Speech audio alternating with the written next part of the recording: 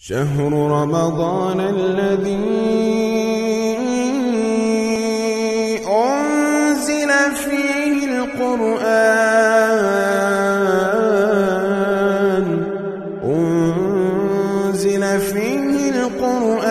هدى للناس وبينات من الهدى والفرقان فمن شهد منكم الشهر فليصمه ومن كان مريضا أو على سفر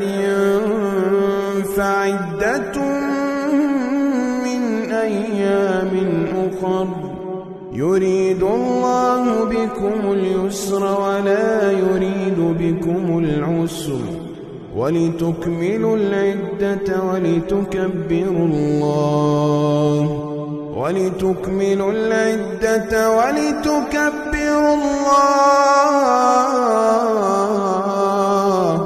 ولتكبروا الله على ما هداكم ولعلكم تشكرون